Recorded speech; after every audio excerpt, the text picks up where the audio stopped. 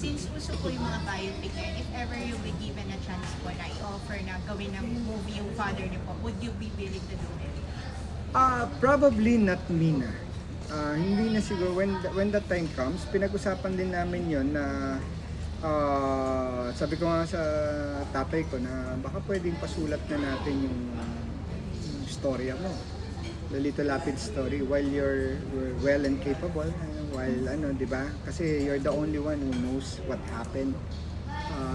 Yung detalye, ikaw yan, mula nung nagtitinda ka ng tinapay, nagtitinda ka ng yelo, nangangahoy ka sa bundok, nakikipangahoy ka, nakikipag-alaga ka ng kabayo. So until those things, nakipaglaba ka, di ba? So nag-alaga ka ng kalabaw. So ikaw yung lahat ng makakadetalye yan. So while you're in yung mental state mo is still intact, pasulat na natin. So para pag umabot yung time, whether it's gonna be a movie or a book, di ba? At least may legacy na may iwan for you, magawa na natin. But I think hindi ko na siguro aabutan yun. Probably yung mga next generation, yung mga anak ko na or anak ng mga kapatid ko, whoever is gonna do it, but not in my generation. Hindi na kami magkakapatid kasi I'm already 47.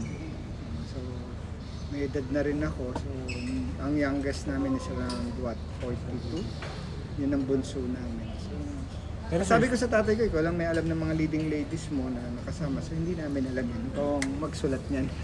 Pero kung may mabibisil kayo, sir, sa current generation po, current current generation, I think it's kind hindi kami magre-recommend ng anybody in this generation because I think ang gusto talaga ng tatay ko should come from our family to be kung sino man ang gagawa. So sa amin, sabi ko nga nung nag-usap-usap kami, we'll just find somebody who's gonna be fit dun sa character niya and will able to do yung mga ginawa niya because it's madugong training yan. It's not an easy one.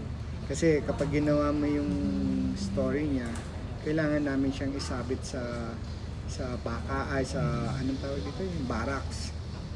Kailangan namin siyang patalunin sa bubungan ng tren. Kailangan niyan bumaba sa Montalban.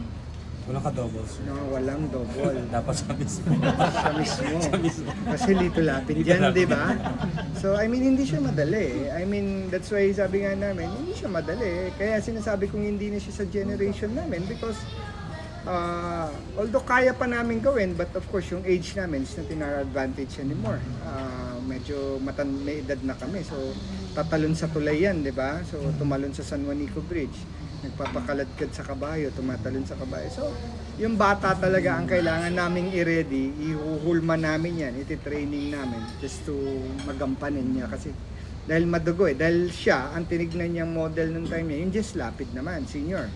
So, lahat ng ginawa ni Jess Lapid senior, yung ginawa niya yung Jess Lapid stories, kailangan niyang gawin.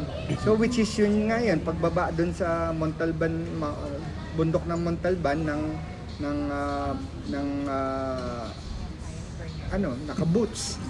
So bumaba siya, tumalon sa train from the bridge papunta sa train na umaandar moving. So sa San Juanico Bridge, yung mga ganun, hindi siya ganun kadali. And then yun nga, kamukha ng sinabi ko, if you remember that Leon Guerrero, di ba, sumabit siya dun sa barracks, tapos pinaikot siya.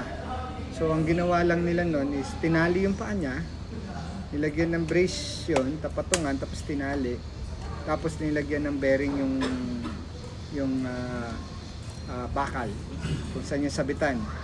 So pag action, binitawan na siya, tuloy-tuloy na yun, non-stop. So I think pumutok yata yung ugat niya sa mata kasi because of blood circulation pagbaba, di ba? So, yun yung mga ganong kahirap yun. Hoping with the technology right now, plus isa pang may pinakamahirap na kailangan gawin, yung manghati ng bala. Di ba, no? Oo, manghati ng bala. Imagine mo, dati wala pang wala pang special effects, no? niloloko nga namin yung mga next generation. No? Baka naman kayo, tinidor na yung gamitin nyo. Hindi na konsilyo, mas marami. Di ba? Ngayon, nabanggit ko kanina, of course, tao rin kami, nasasaktan kami, di ba? It's something na hindi naman namin ginusto na gano'n ang kapalaran ng tatay ko, di ba? Na hindi nakapag-aral, dumaan sa hirap. So, but hindi rin namin mapiplease lahat. But ang amin lang, yung nasa puso namin at saka sa isipan namin is we elected to serve the people. And in serving the people, may kasama yung criticism. And criticism is always welcome. We take it as a parang learning. Parang consensus, parang survey din yan, di ba? So, kasi nobody's perfect naman. So, criticism is there. So, ginagamit namin yung criticism as a learning stage and as a knowing process or parang developmental process. So, ginagamit namin yun as an inspiration also. Kung ano nabanggit ko kanina, yun. Yung mga criticisms na yan, hindi siya nag-aral. Those are the things na pinanghahawakan ko. Bakit yung pag-aaral ko talaga tinapos ko up to doctoral level. So, yun yung pinanghahawakan ko as a son. Not as a public servant, as a son.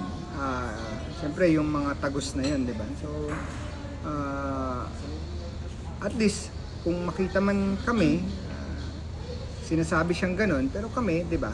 Hindi kami yung mga hindi nagtapos ng pag-aaral, di ba? Dahil sikat yung tatay namin, we have that luxury na dahil umangat, umasenso ang buhay namin, nagbulakbol na lang kami. No, hindi ganun. So, we're very straightforward in trying to finish the task and objective na gusto ng magulang namin na wag mo kong gayahin. Kahit ako nung panahon ko gusto ko pero hindi ko magawa kasi wala naman kami resources. Hirap ng buhay ng panahon namin. So ngayon meron kang luxury na ganun, so wag mong sayangin. Ituloy mo, ayusin mo yung kinabukasan mo at yun din ang ipapamana mo sa mga anak mo. So yun, mahirap po, masakit pero it's part of our job. I think it's part of a democratic way sa atin, di ba? Criticisms are always welcome, but we take it in a positive way, not on a negative way. So yun yung kumbaga nagiging inspirasyon pa namin sila to work better, perform better, and serve the people. But at the end of the day, kahit ano pang negative ang sabihin nila, as long as kami, sa puso namin at saka yung aming kaloob-looban talaga talagang malinis yung pagsiservisyo namin. Wala kaming kumbaga iniipit, wala kaming konsensya, masarap ang tulog namin sa gabi at yung pinapakain namin sa pamilya namin ay maayos. Okay na kami. We cannot convince everybody, diba? So as long as yun lang, we take it as a inspiration and a lesson learned. Pero in fairness po kay Senator, nagka-trending siya recently. It is being appreciated by so many. Dahil ang dami pala niya nagpasang bill. Yes, marami. I think 700 plus yung kanyang bills, plus any author, di ba? Ako, as a son, I keep on saying it. Pero syempre, isa lang naman ako. Di ba? But at least, hindi na namin kailangan pang ipagsigawan. It's on the record, nandyan naman. But kasi sometimes, he's being accused of chairman ng Committee on Silence, diba? Hindi nga siya kumikibo. And then, hindi siya mahilig makipag-debate. Hindi yan ang strength niya talaga eh. So, which is, ina-admit naman niya. But I mean, he doesn't lose focus on his job. Kasi ang kanyang trabaho ay para sa masa. Kasi doon siya nanggaling. So kung titignan mo lahat ng bills niya, hindi siya pang ekonomiyang pero pang mahirap siyang para sa mga kababayan nating mahihirap. So kamukha nga na dati pinagtawanan yung left-handed bill niya sa school.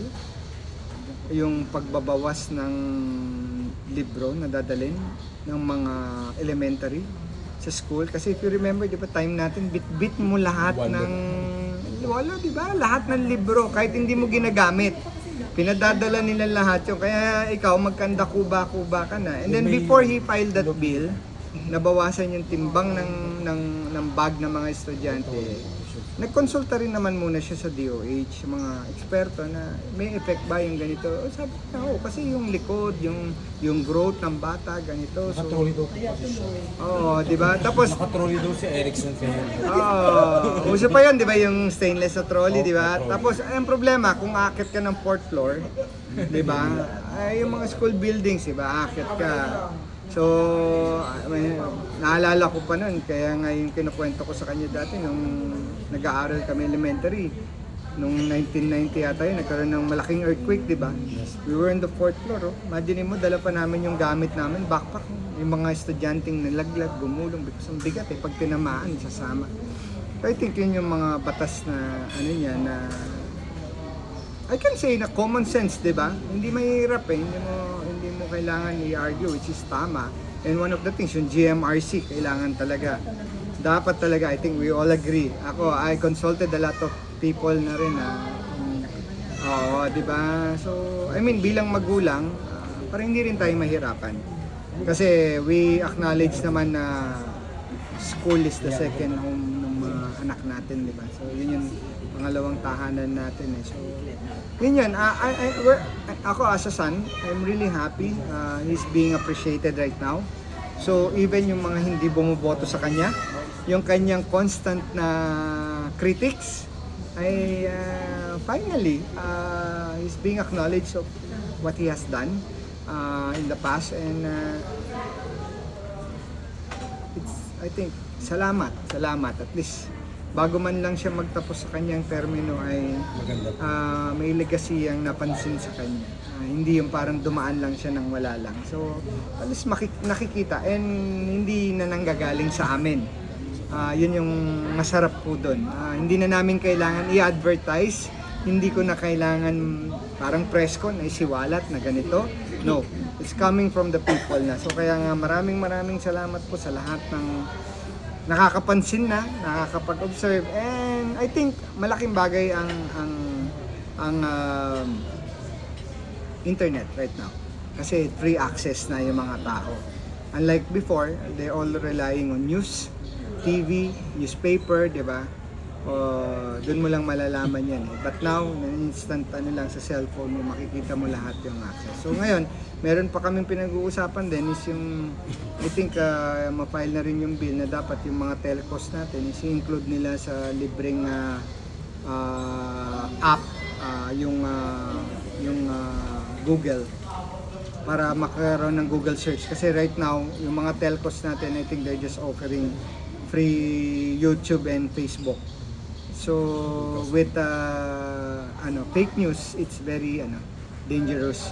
So but with the Google na kasama siya, na wala nang bayad, libre siya kapag nag-load ka, 'di ba, na yung free wifi or anything, yung load package na $299, mga ganun. Dapat kasama na yung libreng Google na app para magkaroon ng more accessibility for research ng mga kababayan natin, especially the young ones.